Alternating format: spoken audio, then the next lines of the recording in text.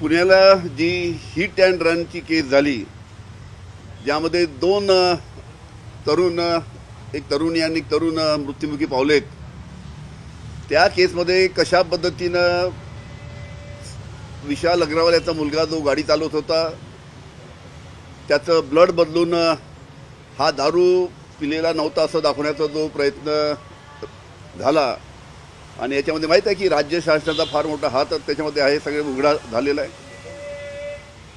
त्याच पद्धतीनं आता जे दोन मृतक होते त्यांचा जो विसेरा काढला, तो विसेरा कशा पद्धतीनं पॉझिटिव्ह येईल, जेणेकरून जेव्हा केस न्यायालयामध्ये जाईल त्यावेळेस हे दोन्ही जे मृतक होते, जे मोटरसायकलमध्ये मृत्युमुखी पडलेत, ते दारू पिऊन होते, आणि जो विशाल अग्रवालचा मुलगा त्याचं ब्लड सॅम्पल बनवण्यात आलं, तो दारू पिऊन नव्हता. अशा पद्धतीनं न्यायालयामध्ये गेल्यानंतर हे प्रकरण होऊ शकतं. त्याच्यामध्ये दोन्ही जे मृतक होते मोटरसायकलवरचे, त्यांच्या विसेऱ्यामध्ये तो पॉझिटिव्ह कशा करता येईल यासाठी जी माझी गृहमंत्री म्हणून माहिती आहे. आणि एखादा विसेरा जर पॉझिटिव्ह कोणाला जर करायचा असला, कोणाला जर एखाद्या पोलीस अधिकाऱ्याला बदमाशी करायची असली, तर त्याच्यामध्ये तो विसेऱ्यामध्ये जर काही अल्कोहोल टाकलं तर अल्कोहोल त्याच्यामध्ये ॲब्सॉर्ब होतं, आणि मग जेव्हा सॅम्पल ॲनालिसिसला जातं त्याच्यामध्ये तो विसेरा पॉझिटिव्ह दिसतो.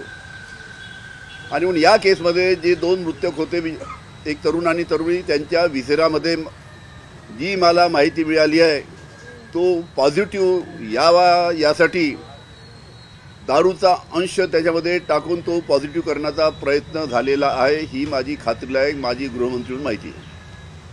सर, हे प्रयत्न कोणी केले विसेरामध्ये दारूचा अंश टाकून हे करण्याचे, आणि हे पोलीस अधिकारी आहे की रुग्णालयाचे कर्मचारी, कोण आहे? असं आहे की ज्या पद्धतीनं पहिले विशाल अग्रवालच्या मुलाचं जे ब्लड सॅम्पल होतं, ते ब्लड सॅम्पल बदलण्यात आलं, त्यावेळेस प्रयत्न झाला, त्यावेळेस सर्वांना माहीत आहे की कशा पद्धतीनं शासनाचा दबाव त्याच्यामध्ये होता.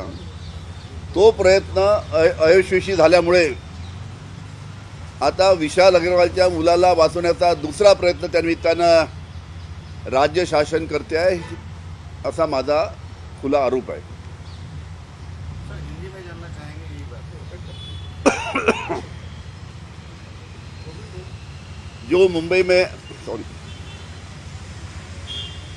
जो पुणे में हिट एंड रन की जो केस हो गई और उसमें दो मोटरसाइकिल चलाने वाले एक युवक और एक युवती, उनकी दर्दनाक मौत हो गई.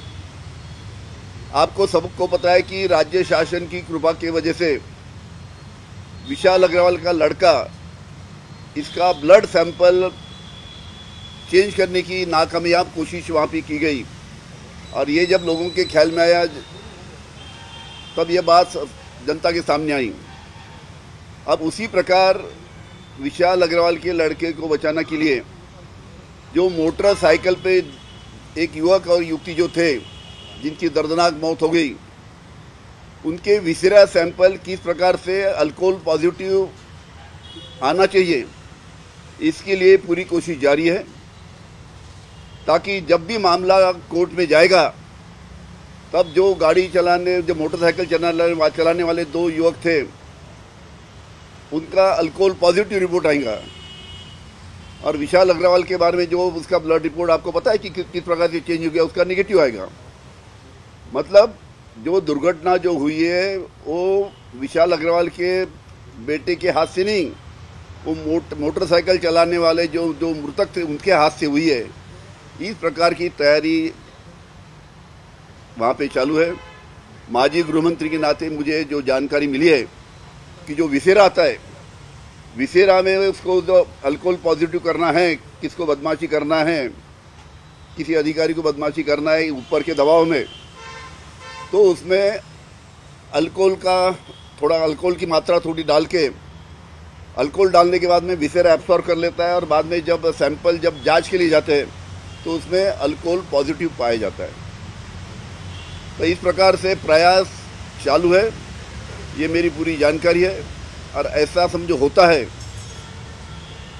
तो ये बहुत ही दुखद ऐसी घटना होगी, बहुत ही दर्दनाक ऐसी घटना होगी कि जो आरोपी है वो छूट जाएगा और जो बेचारे दो जिनकी मौत हुई उनको आरोपी ठहराए जाएंगे। इसके पीछे किसका षड्यंत्र है, कौन लगता है आपको? देखिए कि पहले जो जिस प्रकार से विशाल अग्रवाल के बेटे का ब्लड सैंपल चेंज करने की कोशिश हुई, इसके पीछे किसका हाथ था यह सभी को पता है।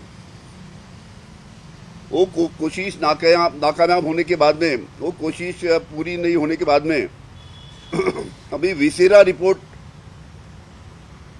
अल्कोहल पॉजिटिव लाने की पूरी कोशिश जारी है।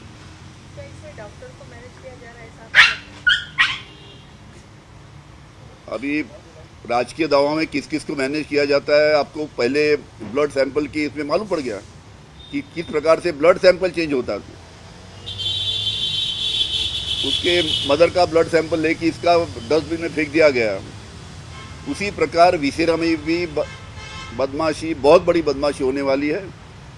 ये मेरे जानकारी के हिसाब से मैं आपको बताना चाहता हूँ। महाविकास आघाडी विधानसभेच्या जागा वाटपासून लवकरच निर्णय घेणार आहे।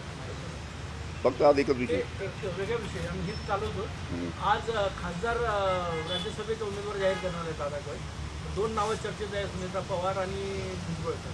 ठीक आहे, अजित पवार गटातर्फे आज राज्यसभेसाठी जे काही नाव जाहीर होणार आहे तो त्यांचा पक्षाचा अधिकार आहे। ते एकत्र बसतील आणि निर्णय घेतील, त्याच्यावर आमची वक्तव्य करण्यामध्ये काही अर्थ नाही। महाविकास आघाडी जागा वाटपासून लवकर निर्णय घेणार आहे।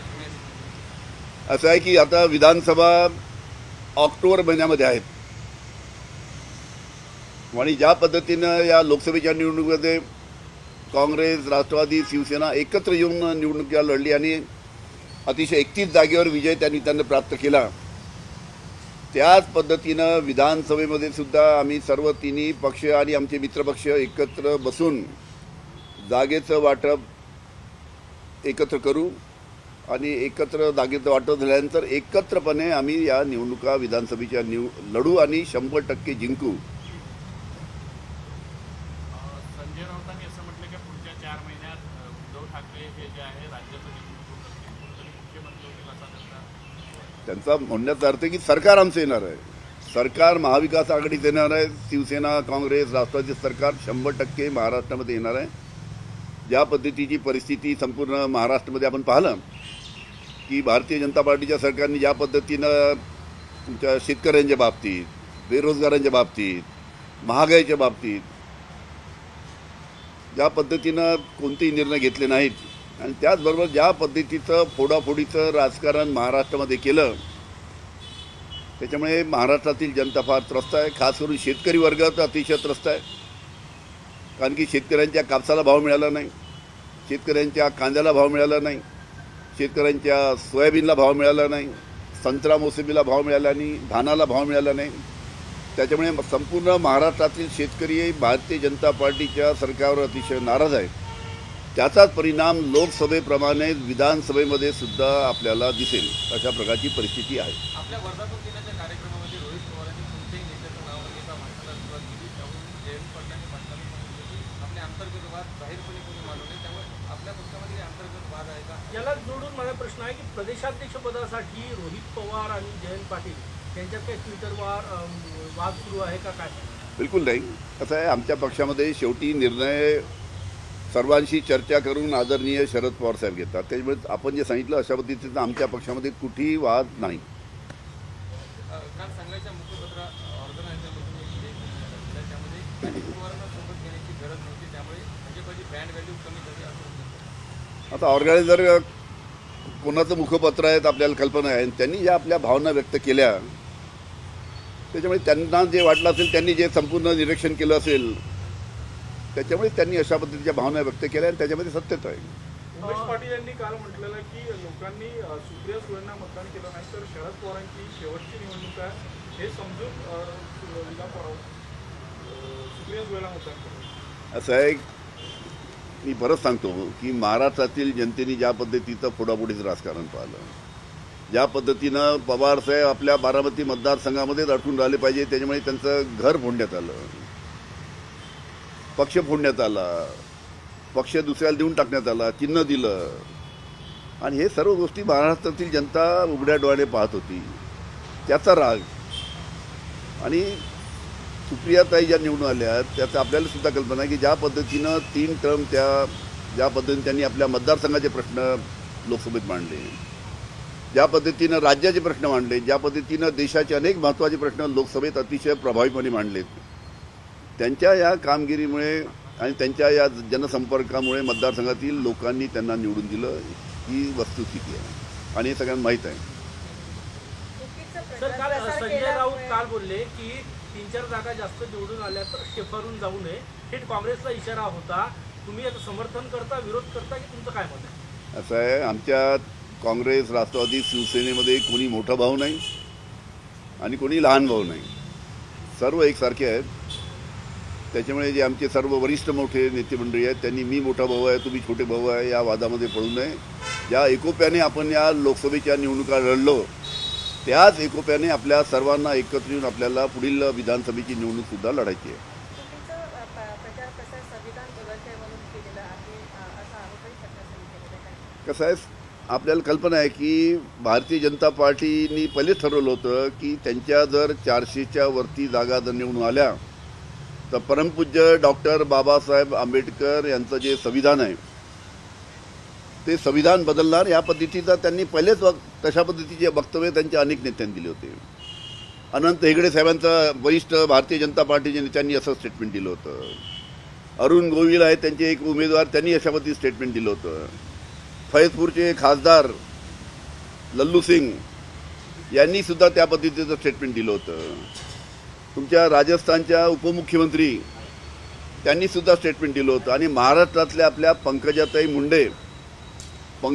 मुंडे यांनी सुद्धा आमच्या जर मोठ्या प्रमाणात 400च्या वरती जर लोकसभेच्या जागा निवडून आल्या तर आम्ही संविधान बदलणार असं पंकजाताईचं सुद्धा वक्तव्य होतं. आणि मग अशा पद्धतीनं जेव्हा सर्व ज्येष्ठ नेते भारतीय जनता पार्टीचे वक्तव्य करतात आणि त्याचं कोणतंही वरिष्ठ नेता खंडन करत नाही, याचाच अर्थ आहे की 100% भारतीय जनता पार्टीला 400 जागा निवडून आल्यानंतर संविधान बदलायचं होतं. आणि ही गोष्ट आमच्या लक्षात आल्यानंतर ही गोष्ट आम्ही जनतेपर्यंत पोहोचण्याचा प्रयत्न केला.